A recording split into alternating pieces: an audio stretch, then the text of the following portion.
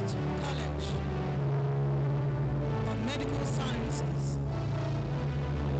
the Provost College of Postgraduate Studies, the inaugural lecturer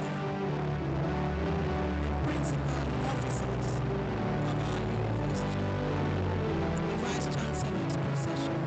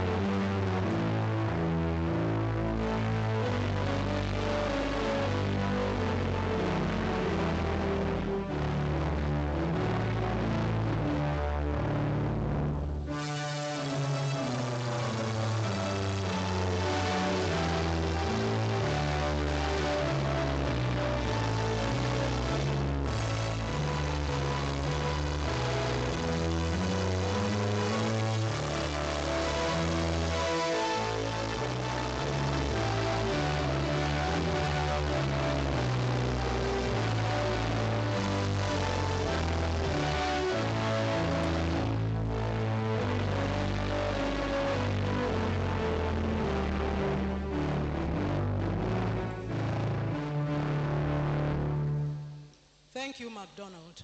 While still standing, we take the first two stanzas of the national anthem, followed by the UNIGBE anthem.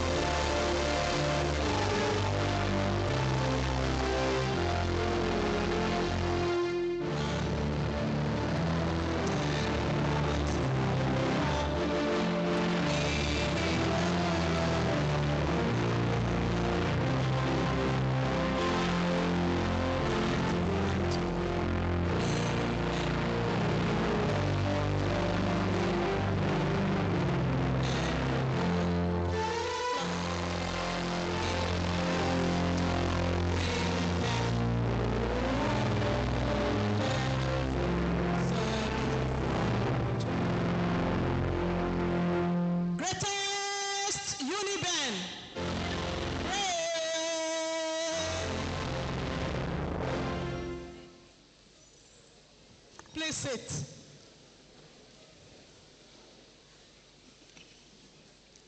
Our dynamic and purpose-driven Vice Chancellor, Professor Edoba Omoegi, Senior Advocate of Nigeria, Please put your hands together for our learned silk. The Vice-Chancellor is ably represented by the Deputy Vice-Chancellor Academic, Professor Chief Victor Igbeneweka. Your Excellencies, top government functionaries, Your Royal Highnesses, other principal officers of our great university, the provosts, deans, directors, the inaugural lecturer and family, professors emeriti, other esteemed scholars here seated, my Lord Spiritual, greatest UNIBEN staff and students, invited guests, gentlemen of the press, distinguished ladies and gentlemen. Last week, the lecture baton moved to the Vice-Chancellor's home faculty, the Faculty of Law.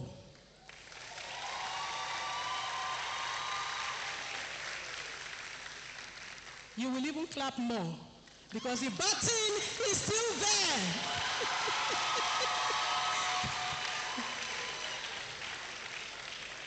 And so, distinguished ladies and gentlemen, today, another legal egghead, this time a professor of international environmental law, policy and ethics,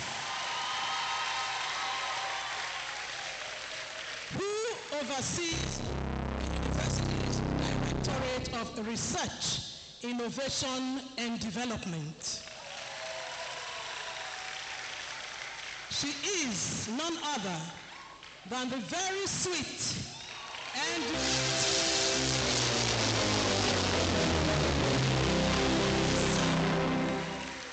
wait now, law people.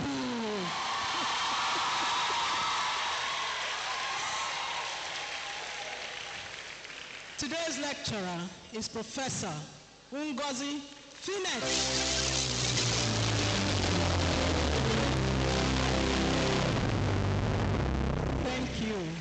And the topic is the weight of the wind, climate, colonialism, and the law's long reckoning. May I now invite the registrar, represented by the Deputy Registrar, Senate Matters, Mrs. Comfort Ehigiato, to formally present the Vice-Chancellor and the Vice-Chancellor's procession. Madam Reg. Thank you. Vice-Chancellor, sir.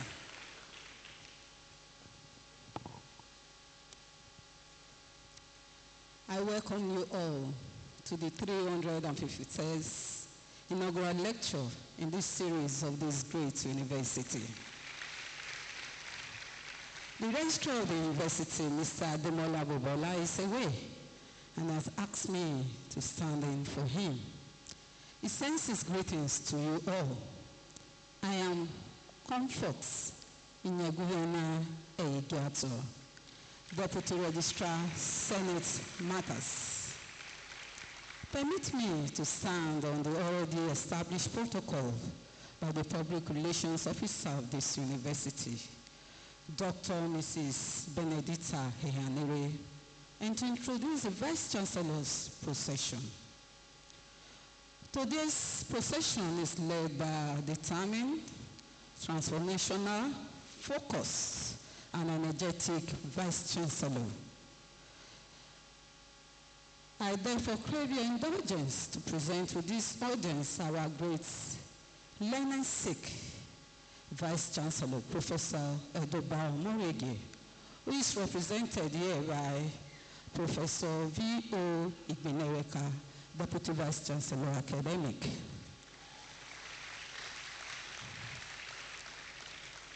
Other principal officers, provosts, deans, and directors in his procession are as follows. Professor B.A. Ayinde, Deputy Vice-Chancellor, Ekenwa Campus. The BESA is represented by Mrs. Patricia Ojanero. Our university librarian, Professor Mrs. Jane Abba. Provost College of Postgraduate Studies, Professor D.N. Izeko. Provost College of Medical Sciences is represented by Professor Mrs. V.O. Omoemo. The Dean of Students, Professor F.O. Ekaise. Our host Dean, the Dean, Faculty of Law, Professor Bright Bazwaye. The Dean, Faculty of Agric, Professor C.O. Emokaro. Dean, Faculty of Arts, Professor O.B. Osadolo. Dean, School of Basic Clinical Sciences, Professor V.J. Ekanem. Dean, School of Basic Medical Sciences, Professor H.B. Osadolo. Protem Dean, Faculty of Computing and Information Science, Professor Mrs. V.V.N. Akukuma. The Dean, Faculty of Education, Professor K.O. Omorogiwa. The Dean, Faculty of Engineering, Professor K.O. Ogboide. Dean, Faculty of Environmental Sciences, is represented by Dr. Jeff Wondu. Dean, Faculty of Life Sciences, Professor T.O.T. Imobe. Dean, School of Medicine, Professor V. Osarogiagbon. Dean, Faculty of Management Sciences, Professor Mrs. E.I. Ewayiro Osaige. Protem Dean, Faculty of Nursing Sciences, Professor F.U. Okafor. Dean, Faculty of Pharmacy, Professor Igwe. Dean, Faculty of Physical Sciences, Professor E.O. Ayowi. The Protem Dean, Faculty of Science Lab Technology, Professor J.O. Osaunese. Dean, Faculty of Vocational and Technical Education, Professor E.E. Uko Aviomo. Director, Center for Gender Studies, Professor Mrs. Lucy A. Okupon. Director, Intellectual Property and Technology Transfer Office, Professor S.E. Omonigo. Director, Techfund Center of Excellence in Aquaculture and Food Technology, Professor Mrs. Ijoma Obo. Director, Quality Assurance, Professor Peter Aisede. Director, University Advancement and Alumni Relations, Professor Eddie Eraige. Director, Advanced Digital Engineering Center, Professor R.S. Eroyaye. Director, Institute of Childhood, Professor Mrs. Ayebo Sado. Director, Students and Counseling Center, Professor Mrs. O.N. Aye. Director, General Studies is represented by Dr. Martins Ibineweka. Director, African Center for Mushroom Research and Technology Innovations, Professor E.O. Akpaja. Director, Central Research Lab, Professor B. Ikajiagbe. Director, Center for Continuing Legal Education, Professor D.U. Odige. Director, UBITS, Professor S.D. Iyeke. Director, Step B Program, Professor Mrs. N. Kayode Ojo. Director, Nigeria Education Loan Fund, NEL Fund, Professor E.E. Imariage. Acting Director, Institute of Public Admin and Health Services Management, Dr. John Osagai. Director, Center for Educational Technology, Dr. Mrs. B.N. Agawa. Leading the Vice Chancellor's procession today is Mrs. Modupe Obayagun, Senior Assistant Registrar, Senate Matters. I now have the privilege to invite our dear Vice Chancellor to introduce for today.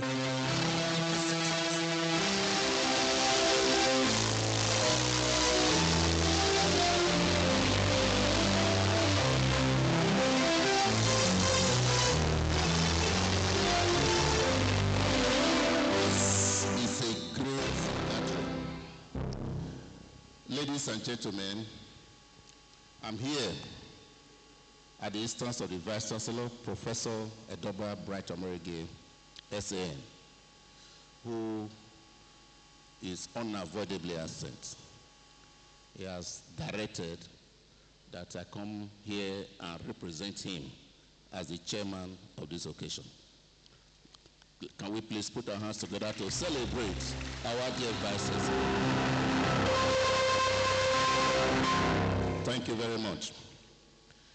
I will read the address given to me by the Vice Chancellor, Professor Bright Edoba Omerige, SAN. Addressed by the Vice Chancellor, Professor Edoba Bright Omerige, SAN, and the introduction of the lecturer, Professor NGOZI FINETTE UNUIGBE, on the occasion of the 351st inaugural lecture series of the University of Benin, delivered today, Thursday, 11 September 2025. Principal officers of our dear university, the Provost College of Postgraduate Studies, Provost College of Medical Sciences, the deans of faculties and schools, directors of institutes, members of council here present, professors emeriti and members of Senate, my Lord, spiritual and temporal, great University of Benin students, distinguished invited guests and friends of the university, gentlemen of the press, ladies and gentlemen, I welcome you all to the 351st in the inaugural lecture series of the University of Benin. Today's lecture is the 5th to be delivered in the Department of Public Law.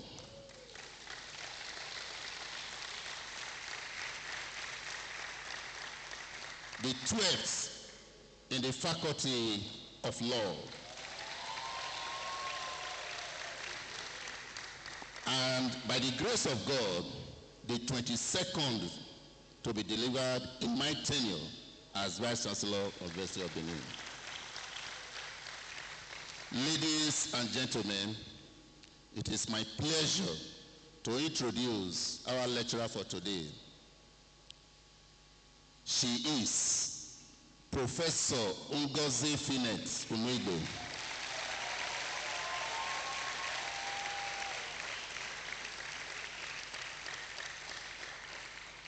The title of our lecture is The Weight of the Wind, Climate, Colonialism, and the Law's Long Reckoning.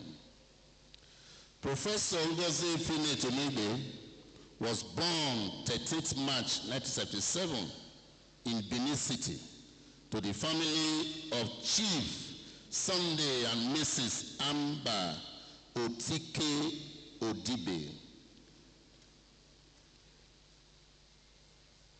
She attended the University of Benin Staff School, Benin City, where she obtained her first school leaving certificate in 1987.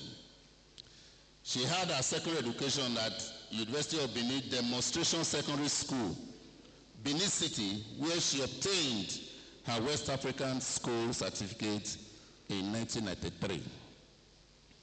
Thereafter, she gained admission to the University of Benin to study law and graduated with Bachelor of Laws, LLB, honors degree with second-class honors, upper division.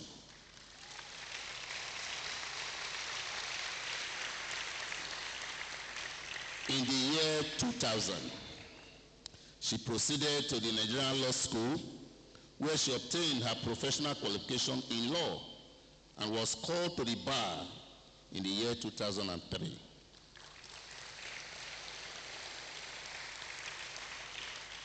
Professor NGOZI UNUIGBE participated in the one-year mandatory National Youth Service in Ambic Enterprises, Benin City, Edo State.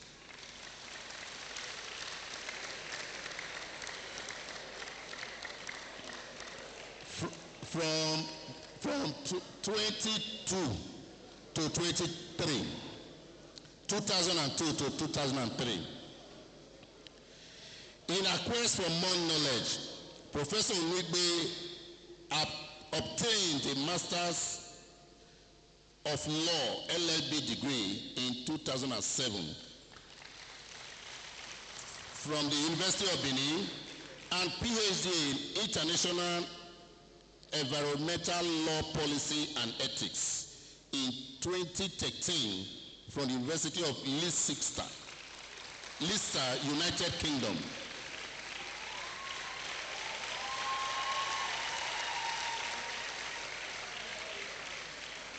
In addition to acquiring these degrees and diploma, Professor UNUIGBE acquired 10 special certificates.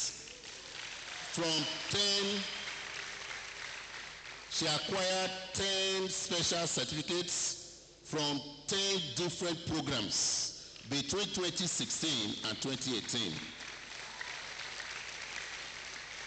Some of the certificate programs are International Law and Law of Aquifers, Biodiversity Conservation and Gender, General Resource Management and Sustainable Development, including climate change mitigation. She also has additional qualification in diploma in International Environmental Law 2013 from United Nations Institute for Training and Research, Geneva. Professor UNUIGBE worked as head of administration, Ambic Enterprises, Benin City, from August 2023 to August 2003 to July 2004. She was also head of operations, Sutrad Management Services, Benin City, from August 2004 to September 2005. Professor UNUIGBE joined the services of University of Benin in 2005 as an assistant lecturer in the Department of Public Law and rose through the ranks to the position of professor in 2019.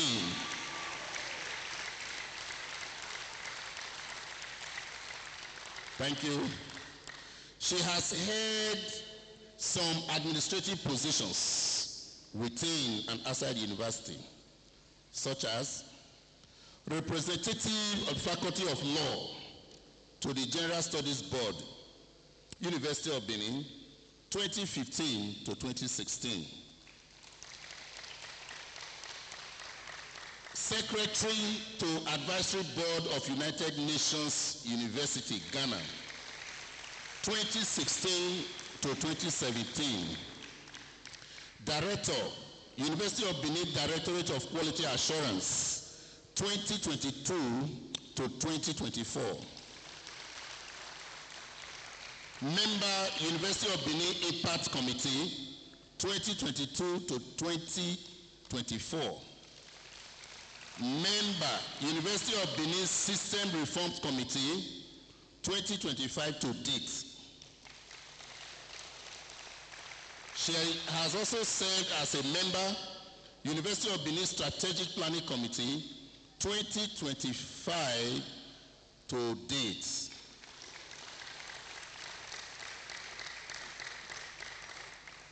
Professor UNUIGBE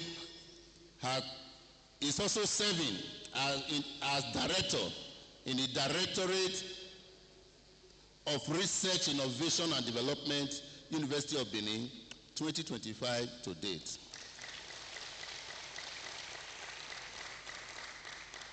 Professor UNUIGBE belongs to the following professional bodies and associations. Member, Nigerian Bar Association. International Governmental Science Policy Platform on Biodiversity and Ecosystem Services.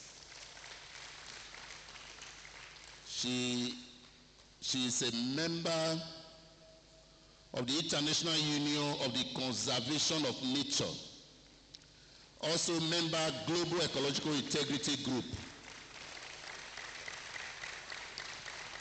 Professor UNUIGBE is a recipient of the United Nations University Sustainable Development Goals Explorer Expert 2018. She has successfully supervised more than 25 postgraduate students, including 2 PhD theses and many undergraduate projects. Thank you. She has over 60 publications in books and in peer-reviewed journals. She is also a visiting professor to faculty. She's also a visiting professor to University, Gabus University. She's also a visiting professor to Sultan Gabus University, Oman. Senior Research Fellow to United Nations University Institute for Natural Resources in Africa. She's a consultant to African Development Bank. She's a consultant to International Fund for Agricultural Development.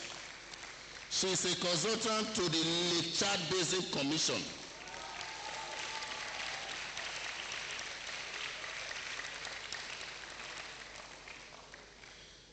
This distinguished professor has attended several local, national, and international conferences.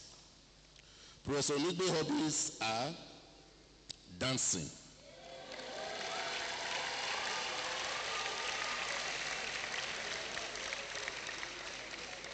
she loves traveling, and very more importantly, she loves reading and writing.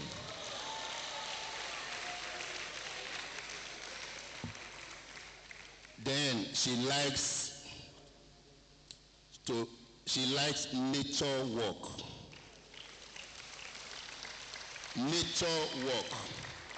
And she is blessed with 2 children.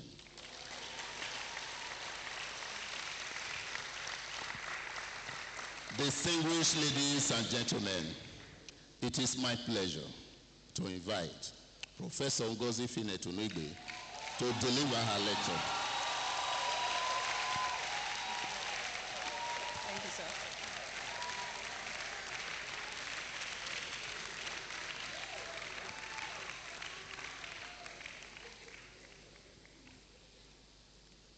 Vice Chancellor, sir, please permit me to stand on the very well-established protocol.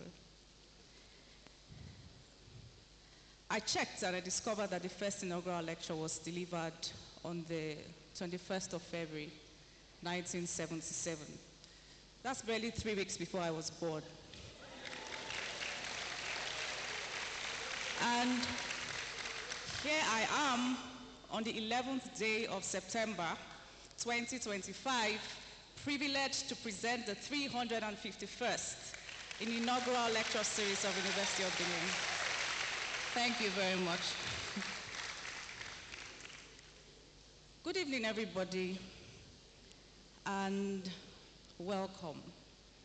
The title of my inaugural lecture is The Weight of the Wind, Climate, Colonialism, and the Law's Long Reckoning. I'd like to invite us to perceive climate beyond the erratic temperatures, rising temperatures, erratic weather conditions, or even carbon as you know it, or environmental degradation. Think about climate change as something that's interrelated with history, with law, and with justice. Because climate change is actually not neutral. You would soon agree with me. I say that because it carries with it the weight of historical injustices and indigenous dispossessions. My inaugural lecture is actually a journey of 5 interrelated stages of inquiry. And the first stage uncovers the shortcomings in the climate laws.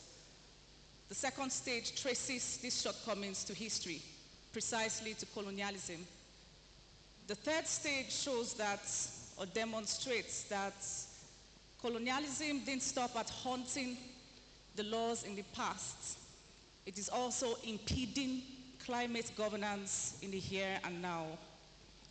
Moving from criticism to solutions, to resolutions, in stage 4, we begin to justify why indigenous climate solutions are very important for us in the global south.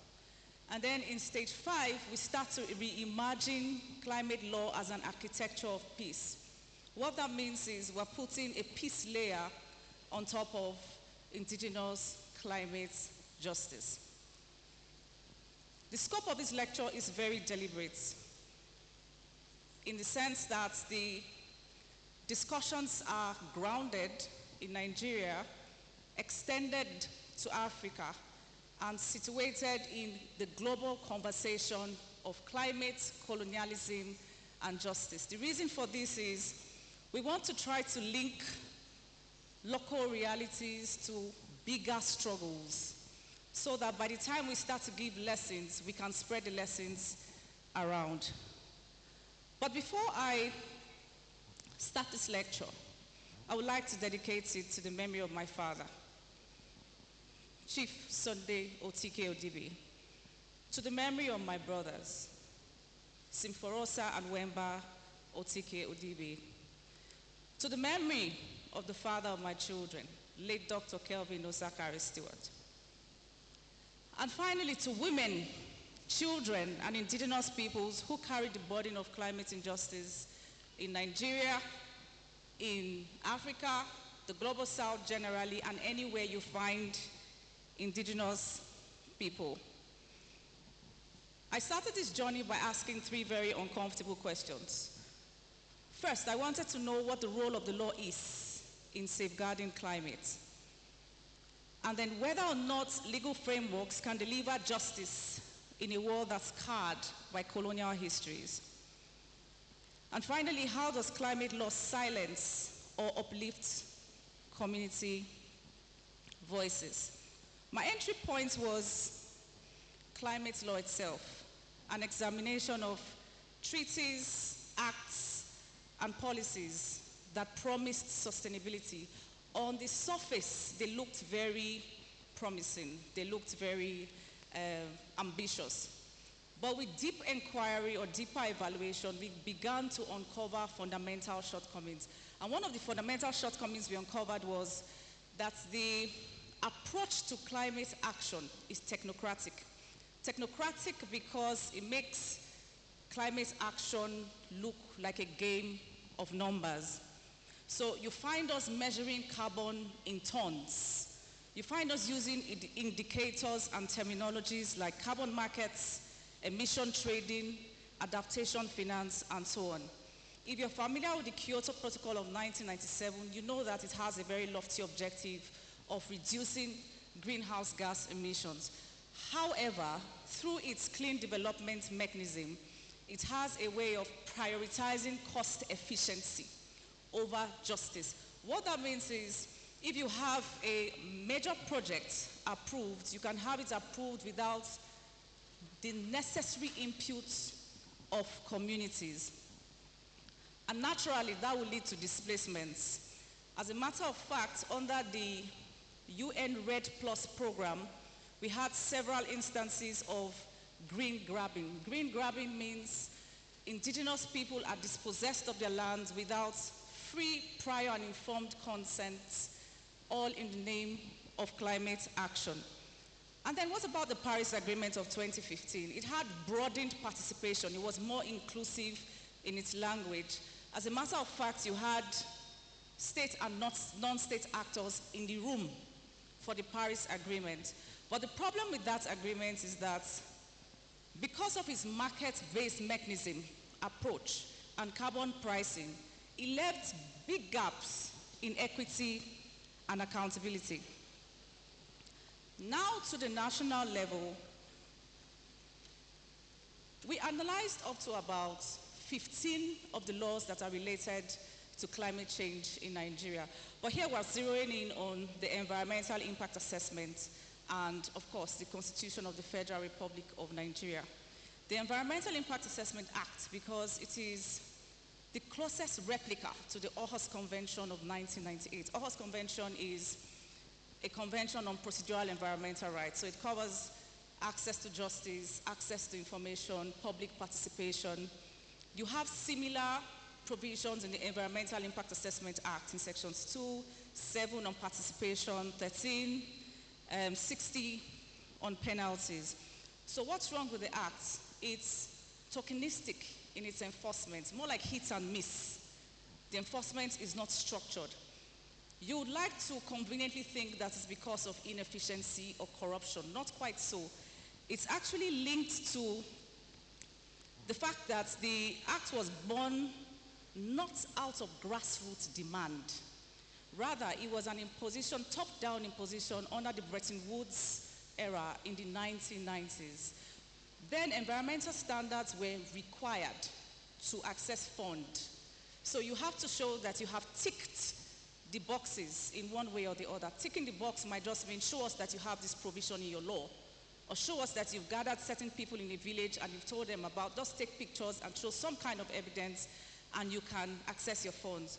That's why scholars like Etemire, Freinas, Oronto Douglas, or Maka describe the Environmental Impact Assessment Act as ritualistic, imported, or hardly localized. I linked this very strongly to the status of procedural and substantive environmental rights in the Constitution of Nigeria. I won't waste time on this. It's very simple. We've gone past whether or not environmental rights in Nigeria are enforceable. They are, but derivatively so, thanks to very strong theories or doctrines like harmonious construction or deep interpretation that gave rise to judgments like Bemire and SPDC and Center for Oil Pollution Watch and NMPC. Sorry, I hope this doesn't sound too technical. What it means under the Constitution is if you have to go under the Constitution or by virtue of the Constitution to enforce your rights, it means that that right has to be contemplated under another right, like the right to life. That's what the judge in Bemire and SPDC did. I'm sure you're beginning to ask these kind of questions like I am. Very difficult questions. So whose interests are these laws really designed to protect? local communities, or external actors? What deeper historical structures explain why sustainability in Nigeria often becomes an empty promise? Can we really understand these failures without returning to colonial foundations of land and law? My response, taking me to stage 2, is very straightforward, and this is the core message, that these laws failed because they are the legacy of a colonial legal order that redefined land and erased community authority. Why land? Vice Chancellor, sir. Professor Chianu, sir.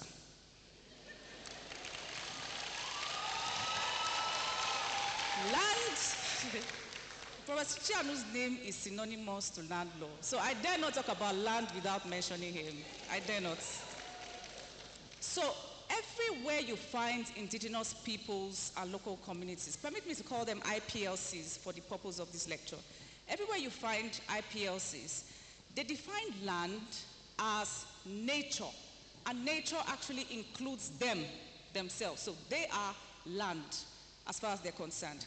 Now, a second reason which might be relatable to everybody here is that everything that has to do with climate change comes from land.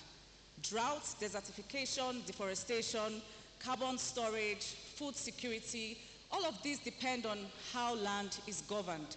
So as a matter of fact, a typical land law is much more than a property law.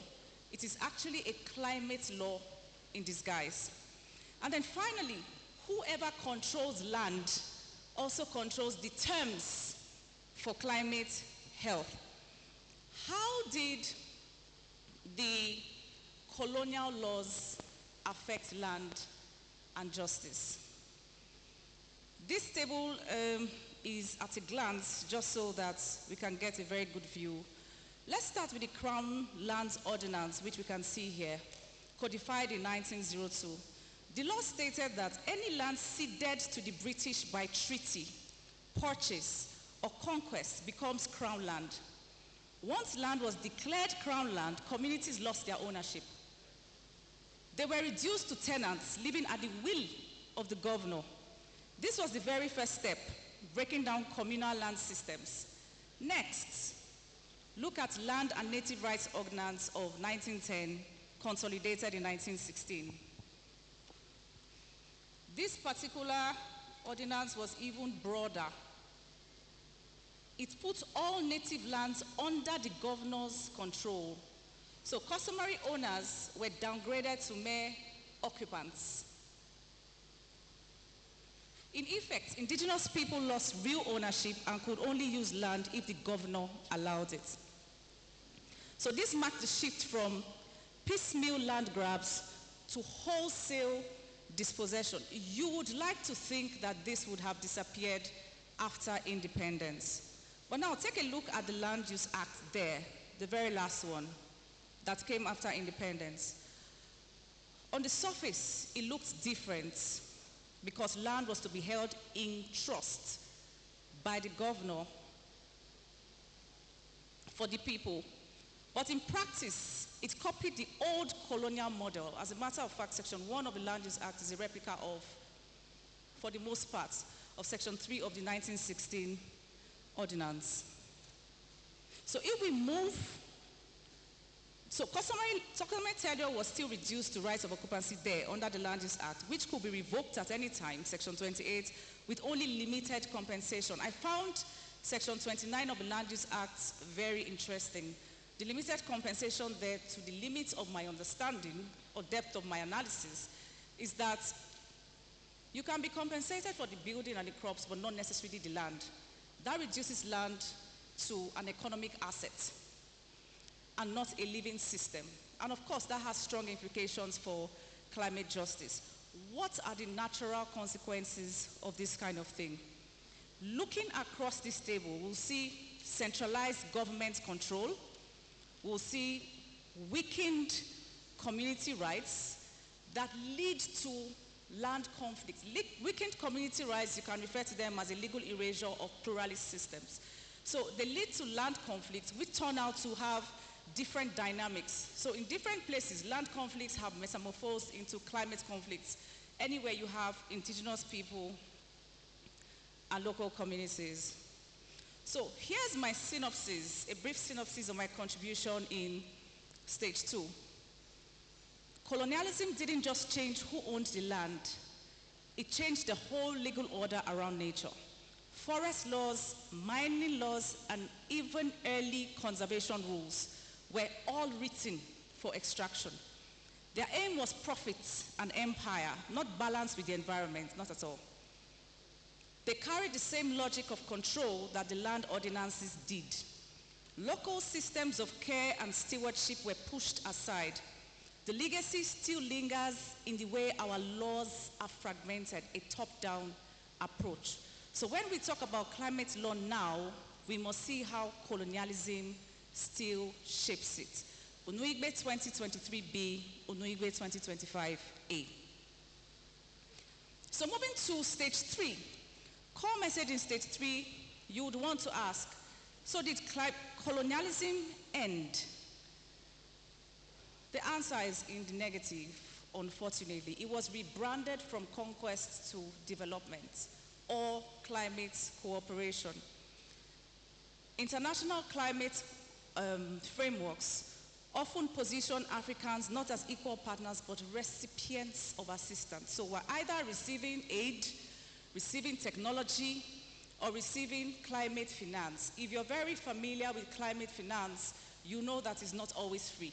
It comes with conditions like technical assistance, capacity building, or any other term that suggests deficiency. I was intrigued when I read the technology mechanism of United Nations Framework Conventions on Climate Change, UNFCCC 2010, and Articles 8, 9, and 10 of the Paris Agreement. Now, they are to the effect that innovation is created by the North and solutions are received by the South. Do you feel good about that? Absolutely not. So what these treaties do is that they present a language of cooperation but actually deliver dependency. This level of frustration drove me to engage the works of scholars of third world approaches to international law. Speaking of Chimney, Angie, and even Mutua, they remind us that concepts like sovereignty, human rights, development are all Eurocentric assumptions. I didn't only agree with them, but I extended it to climate law, stating that legal concepts that shape climate cooperation today grew out of colonial hierarchies of power. This framing obscures historical responsibility and sidelines indigenous and African systems of governance. It shows how colonial logics continue to shape not only development law, but also the architecture of climate law. UNUIGBE 2019, UNUIGBE 2022A. So I had enough of the surface deep analysis of the laws, asking the what question. So I decided to move to the why, to move to the philosophical roots of the problem. Why do these colonial laws carry a nature of utilitarianism? Carry with it a nature of exploitation. Why are they exploitative in their nature? With deep analysis, I concluded that the frameworks are that way because they are grounded in anthropocentrism. Anthropocentrism is a worldview that puts nature as an object of extraction in the name of development.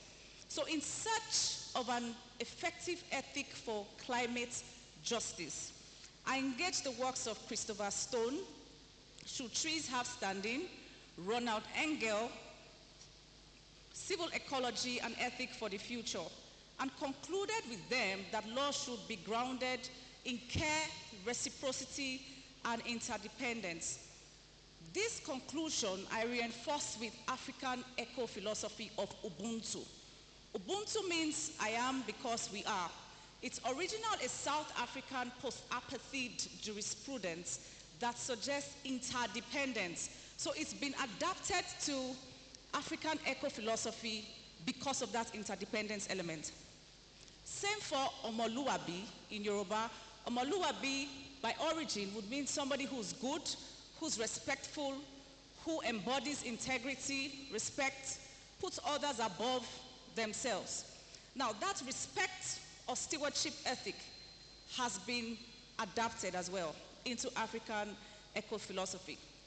So if you have a stewardship or an independence eco-philosophy or ethic, it means that humans and nature are in a web of responsibility. What that means is man is a part of nature in that web and not necessarily apart from it. It drove me also to more radical possibilities. This eco-relational jurisprudence made me bring out strong justifications, for example, why ecocide should be made a crime in international law, and then secondly, why nature should actually be made a subject of rights, having a right to live, having a right to thrive, having a right to be replenished, and you can enforce these rights through human guardians, most likely IPLCs, because they are the ones who live in harmony with nature. There are several examples all over the world. Ecuador, Bolivia, New Zealand, Kenya, several examples. There's Colombia, very many examples. So I did these philosophical justifications and analysis between 2008 and 2022, represented here as Stewart's 2008, Stewart and UNUIGBE are the same person, UNUIGBE 2019, UNUIGBE and Ezomo 2020, and UNUIGBE 2022.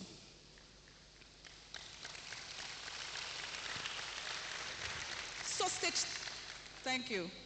So stage 3 offers us two truths.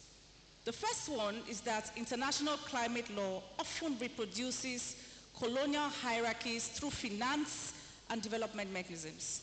And then the second one is that philosophy matters, because without rethinking the world view behind the law, reforms remain surface deep. So in stage 4, we started looking for reasons why we should justify indigenous climate solutions, since we say we can solve our climate problems ourselves. Why does indigenous climate justice matter? It matters because indigenous peoples are at the front line of climate adaptation. Their knowledge systems are concrete practices that sustain life, restore land, and embody justice. I have several examples. I mean, there are many examples all over the world, but I'll just give 4 of these examples because I have related with them directly. In the Sahel, there's something called zai farming. Zai pits are small planting bases that are 20 to 30 centimeters deep. You aerate them with termites, and they trap scarce water in times of drought. So the proceeds that will come out of that particular mechanism is between 200 and 500%. Another example is semi-dunes. Semi-dunes trap runoff water just so that they can restore crops, pasture, reduce erosion, and also sustain livelihoods. A third and very interesting example is the mangrove restoration example from the Niger Delta region. This restoration is done by women primarily.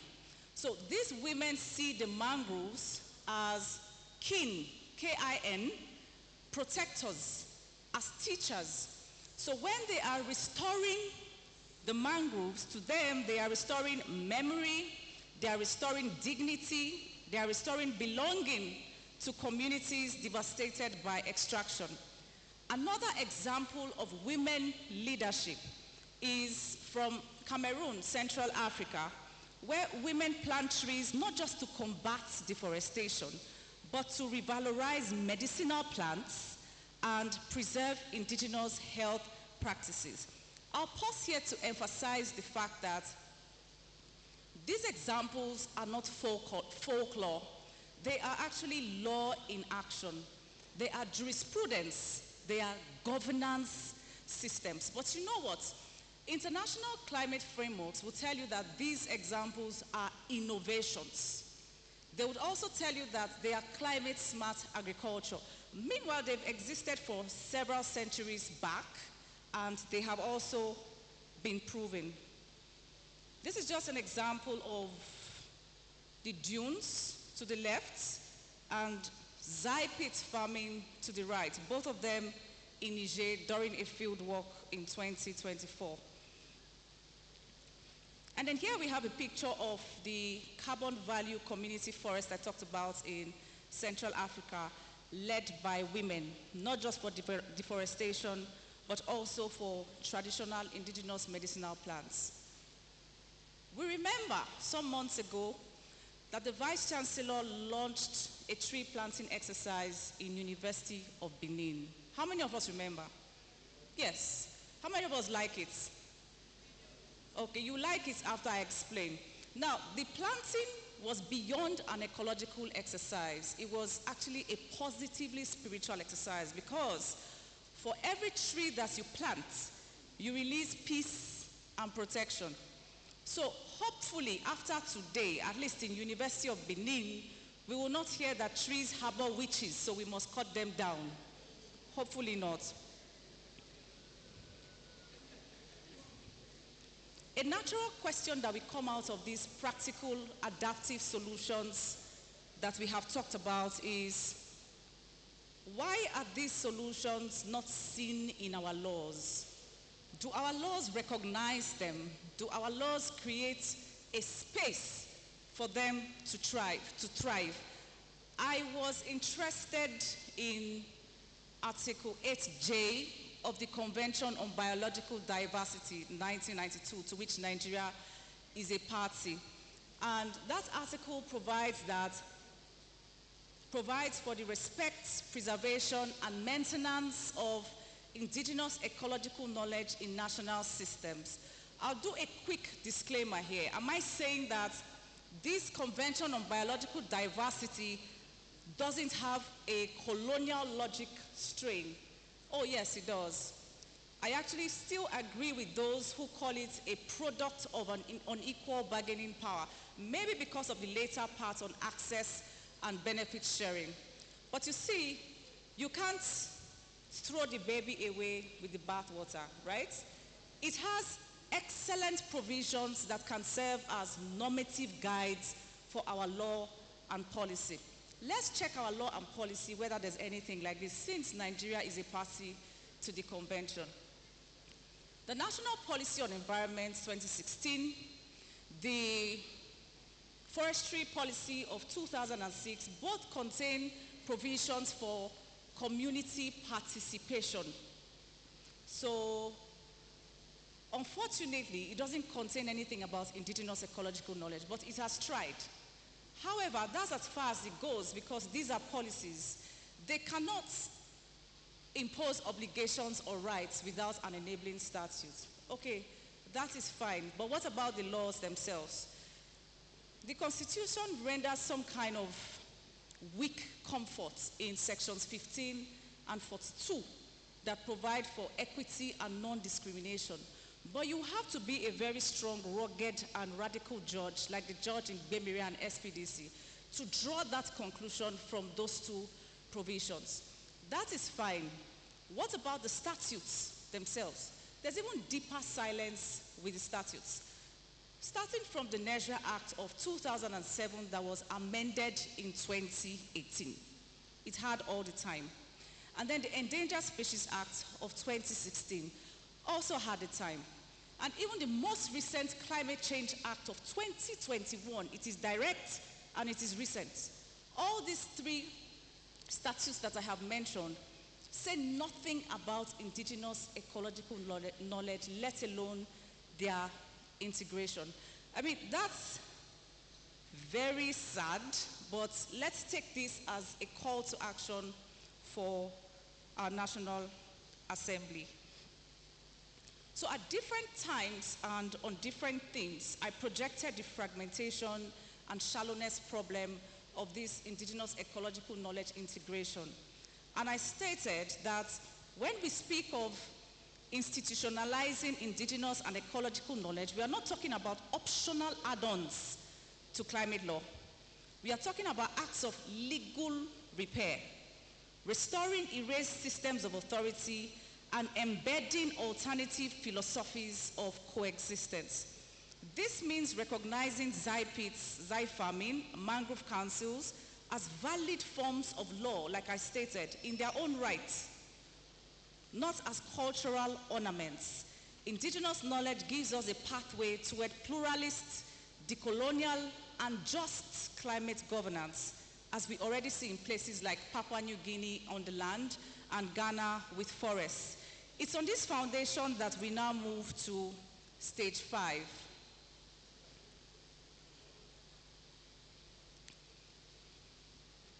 In stage 5, what we are trying to do here is to reimagine law as an architecture of peace. And I said that it's almost impossible to separate climate justice from peace. As a matter of fact, if you take away the justice element or the governance element from climate action, climate change becomes a threat multiplier. It begins to worsen conflicts. Between 2017 and January 2025, I led 6 applied studies on climate justice and security across 9 African countries. Thank you. 3 out of the studies were from competitive grants by African Development Bank, USAID, and ironically, the World Bank in partnership with Green Climate Fund.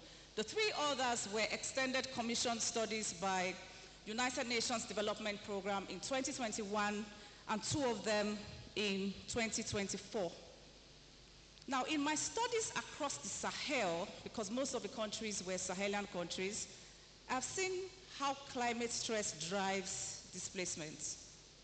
It drives insecurity and loss of livelihoods. This is corroborated by a World Bank project that by 2050, over 86 million people in sub-Saharan Africa will be displaced. Evidence from Lake Chad corroborates this because Lake Chad since 1960 has lost 90% of its surface. The surface water has been lost up to 90% since 1960. There are also institutional problems. Exclusionary systems and weak institutions deepen harm.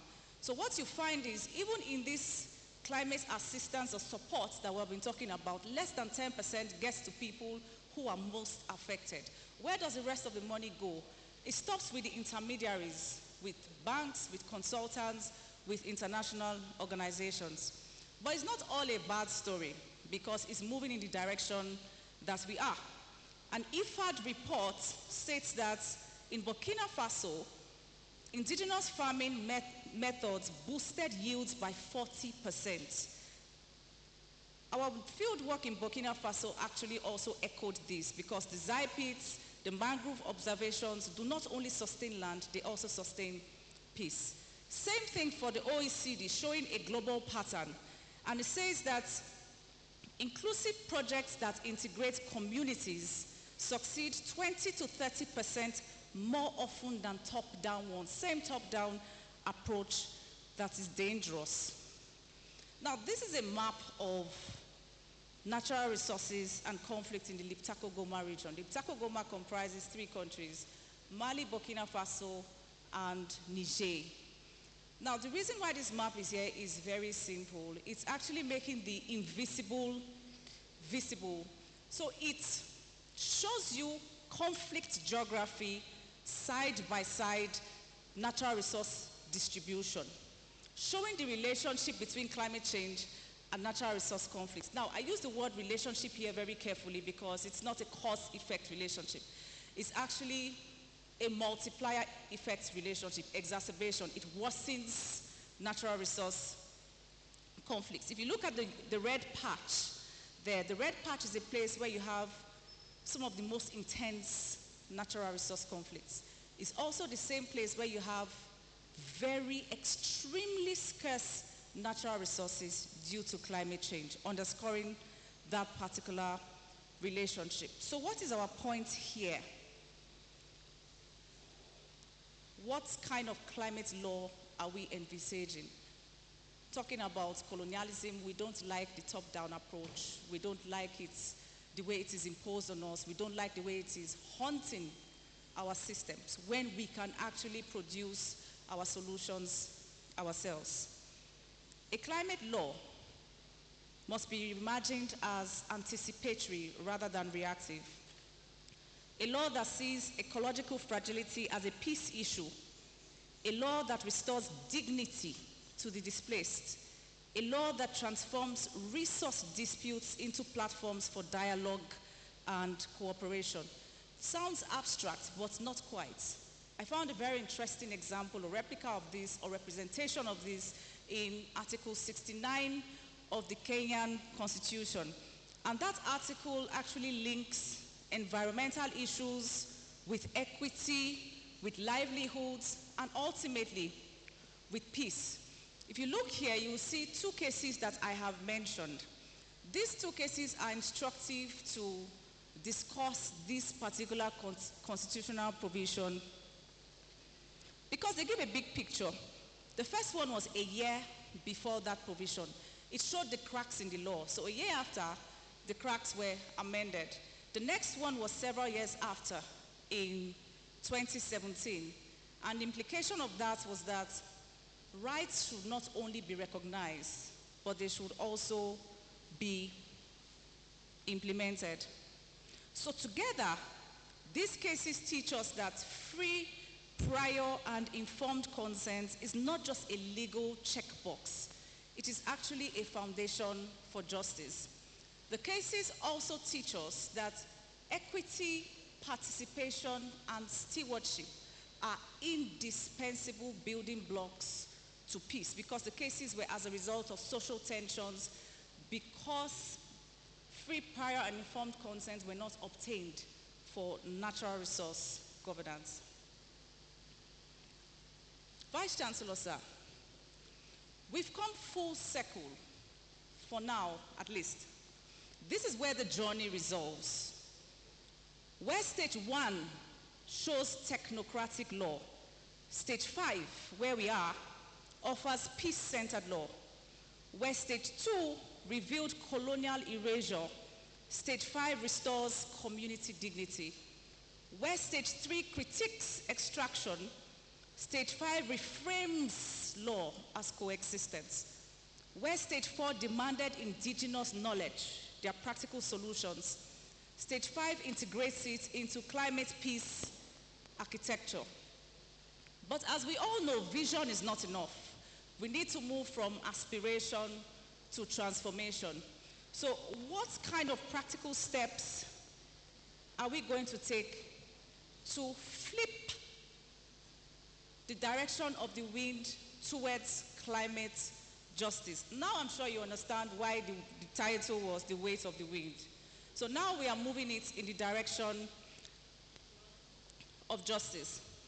So first, it's important for us to enforce equity and accountability, just like we've seen in Article 69 of the Kenya Constitution and those two cases, Ogek and Endoroi. And then secondly, it's important to institutionalize indigenous knowledge through legal pluralism, following the relevant parts of Article 8J of the Convention on Biological Diversity, like I explained. The thing about legal pluralism is that we tend to have a convenient excuse of overlaps, especially in natural resource governance. Indigenous law and state law can coexist. They can coexist at least using harmonization clauses or hybrid statutes. This actually reminds me of Professor Aigbovo's inaugural lecture on Stanley meets Mutesa. So number 3, we need to fill indigenous ecological knowledge gaps, like we explained in the NGOZI Act, in the Climate Change Act, Endangered Species Act, and other relevant acts. Number 4, it is important for us to revise our curricula so that lawyers and judges engage with African eco-philosophy, pluralism, and decolonial jurisprudence. There's too much copy and paste in our systems, not just in the judiciary, in the academia, and in other sectors. The earlier we start to be indigenous in our approaches, the better for us. That's how to solve climate solutions and other global challenges.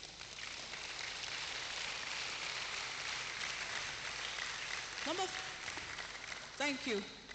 Number 5, let us support studies and initiatives that link adaptive climate solutions to peace building. Not everybody knows about these adaptive solutions. I'm sure some of them are sounding very strange to you, apart from the ones that are close to you. So we need to do this, give visibility to this, and about the only way to do this is through evidence-based research. Number 6, it's imperative to promote philosophies like Ubuntu, Omoluabi, stewardship, interdependence, like I explained, and use the African Charter, Article 24, in global climate negotiations. Briefly, Article 24 of the African Charter talks about all peoples, P-E-O-P-L-E-S, plural, a communitarian approach. Number 7, we should enact laws granting rivers, forests, groves, legal standing as living entities. This is not esoteric at all. There's nothing abstract about this because, like I said, we have examples all over the world.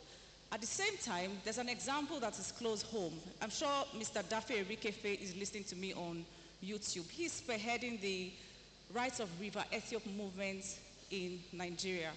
And once that happens, we're going to set the pace in the right direction. There doesn't have to be a constitutional amendment for that. All you need is judicial creativity and legislative innovations. The examples in India and Colombia.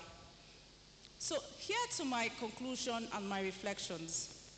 Climate change is never only ecological. I hope we now agree. It is also historical, legal, and deeply human. If law continues to ignore these truths, it risks repeating the very injustices it ought to repair. Indigenous knowledge and community voices, long silenced, must instead become the foundation of a just transition. The recommendations I have offered are not just technical checklists, but they are pathways. They are steps that call on governments, institutions, and communities to re-anchor climate law in justice, equity, and care. Like I said, right here at the University of Benin, the Vice Chancellor's tree planting initiative reminds us that transformation begins close to home. Each sapling is both symbolic and it is substantial. A reminder that all small acts multiplied can reshape our environment and our history. If we choose to carry the weight of the wind together, guided by justice, rooted in history, and open to plural ways of knowing, then the law can cease to be an instrument of dispossession and instead become a framework for peace, resilience, and hope.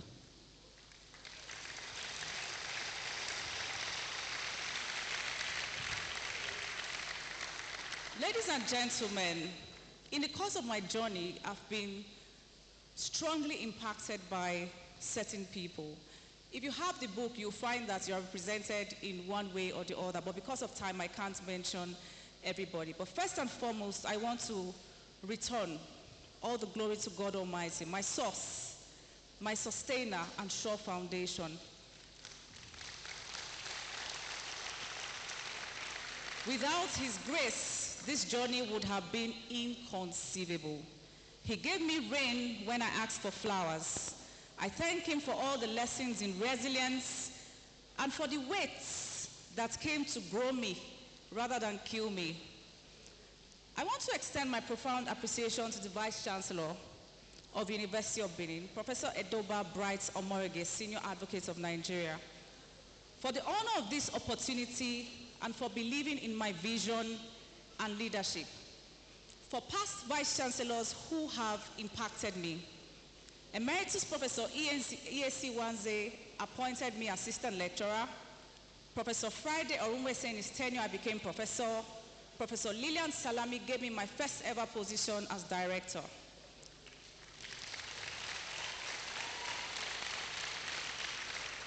I thank my Dean, Professor Bright Bazwaye. I thank my Head of Department, Dr. Elizabeth Iyamuojo.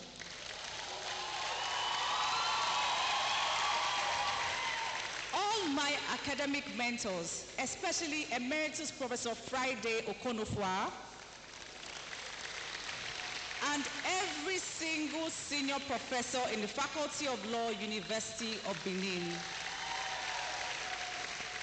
All academic and non-academic staff within and outside the University of Benin,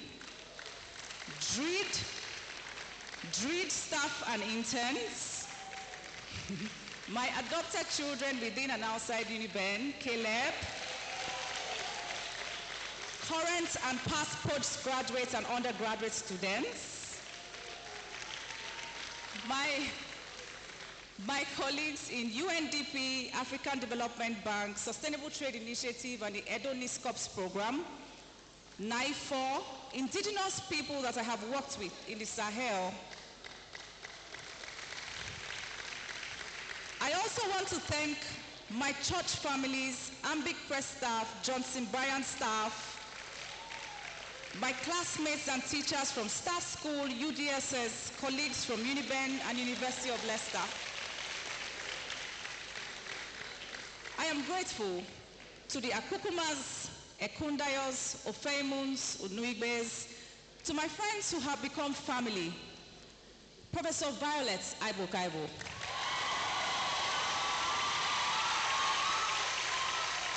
This one, I will stay here. With a lot of courage, intentionality, and loyalty, you have supported me down this long path. And most of the time, the path was very painful. But here we are. Take this as your second inaugural lecture. Thank you very much. Stacy and Otwe, thank you very much. Thank you for standing with me. Professor Eunice Aragbe, my second mom, Michael Atta, Gabriel Arishe, Susie Oyakire, Auli Ofwani Sokolo, Hadiza Okurobo, Folari Dimowo, Mathilda Okwemoy, Ivie Ogbemudia, Omosede Adekoya, Ehi Osaze. Thank you all for being anchors in different seasons. To my beloved mother,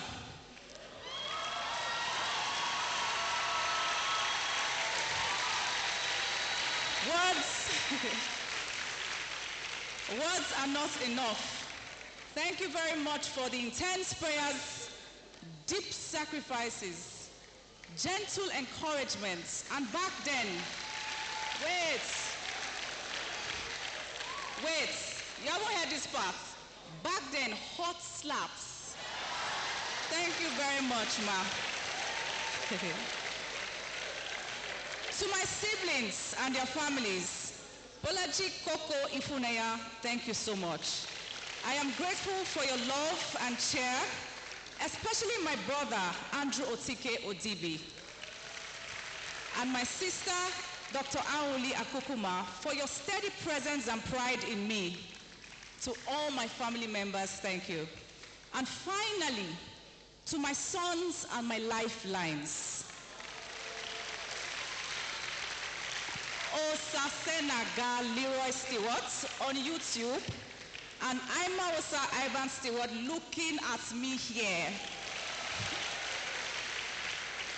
You are my greatest joy, my daily motivation, and the living proof that God's grace is generational.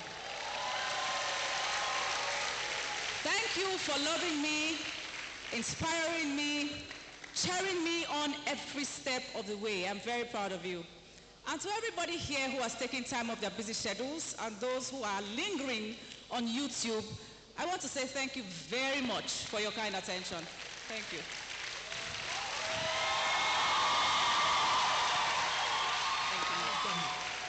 More.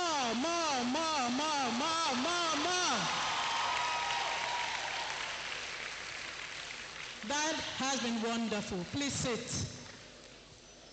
Please sit. Well done, distinguished lecturer. May I now respectfully invite the representative of the Vice Chancellor and Deputy Vice Chancellor Academic, Professor Victor Igbeneweka, to summarize this wonderful lecture. Please put your hands together.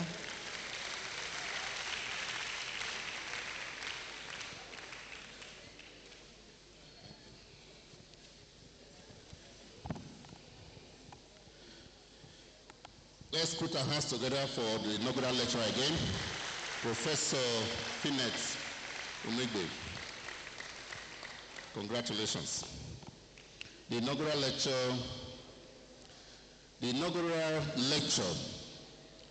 The Weight of the Wind, Climate, Colonialism, and the Lost Long Reckoning, is Professor NGOZI FINETTE UNUIGBE's story of working at the intersection of climate change, justice, and law, especially in Africa and among indigenous people. A central message of the lecture is that climate justice and peace are linked. In fragile regions like Liptako Goma, climate change worsens political instability, displacement, and land disputes. Yet, local institutions, women's groups, and traditional leaders have created ways to rebuild trust and protect the land. She calls for the climate action that is fair, peace-focused, and grounded in respect for indigenous rights, including the principle of free, prior, and informed consent, FPIC, and the laws that recognize the rights of nature itself. Through inspiring examples, such as women restoring mangrove forests, farmers using traditional zai pits, and herders making peace agreements, Professor UNUIGBE shows that local communities are not helpless victims, but active problem solvers. Let's put our hands together for her, please.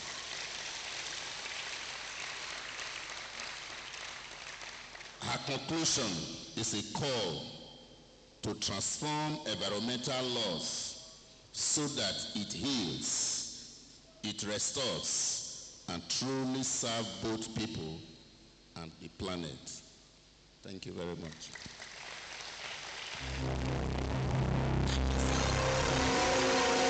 For my acting Vice Chancellor. Thank you, sir. We now invite the family members to join the lecturer as she is being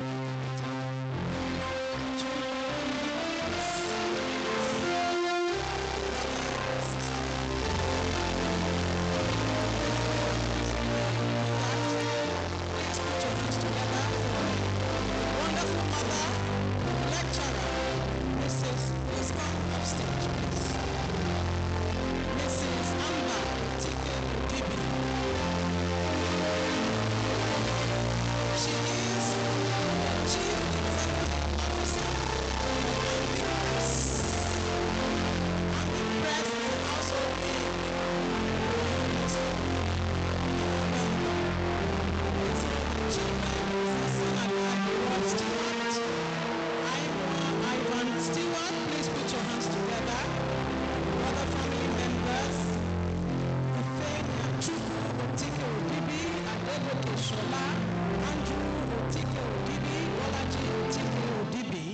Mr. Christopher and Dr. Mrs. Josephine Ofeimu. Please put your hands together. Thank you. We welcome also Professor Emeritus Raymond Eliha, Professor Emeritus Julius Ikatua, Professor Emeritus Esosa Bob Osaze. We welcome Professor Lawrence Asegboa, Senior Advocate of Nigeria. We welcome the former Registrar of our University, Mrs. Otasowie Oshodi. We welcome the immediate past Dean of Law and former Deputy Vice Chancellor of Administration, Professor Ikmowosa Omowuyi. I know law people, you will do Pasha, so be ready. We are also ready for you. So we welcome also the former Dean of Students, Professor Osaiti Aidovo.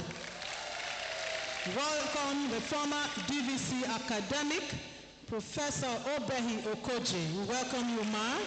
We welcome a one-time Dean of Law and now Director, Rules and Compliance, Professor Richard Idubo, alias Bobalan. We welcome the first female Dean of Law, UNIBE, the vivacious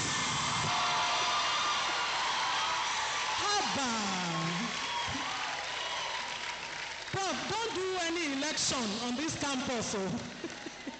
Professor Violet Aigohiro.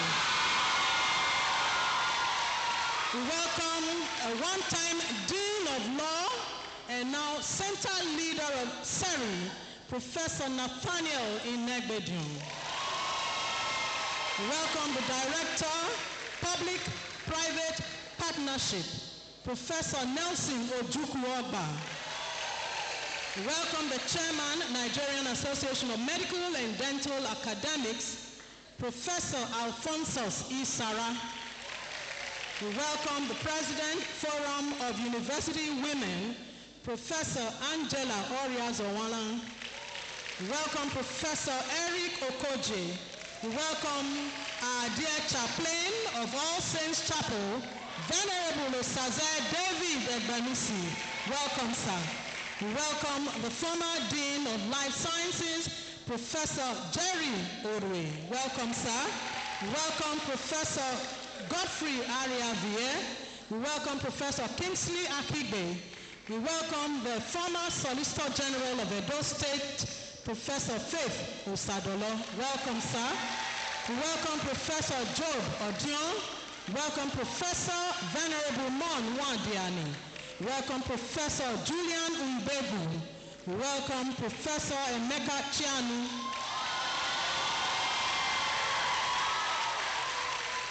And then you must clap very well for this person. He's my MA and PhD supervisor, the one and only Professor Tony Afejuku. Welcome Professor Mrs. Evelyn UNUIGBE. We welcome Professor NGOZI Ilo. Welcome Engineer Professor Mrs. Patience Orupe. Welcome Professor Mrs. Kokure Erafona. We welcome Professor Victoria Honora. We welcome Professor Michael Atta. We welcome Mr. Obi. We welcome Mr. Obi Akukuma. Wonderful, wonderful audience. Please clap for yourselves. You are just too much.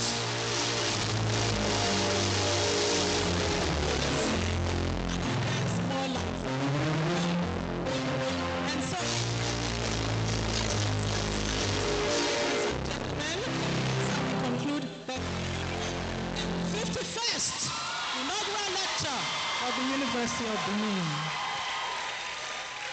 But before we leave, we shall rise now to take the UNIBE anthem and the third stanza of the national anthem.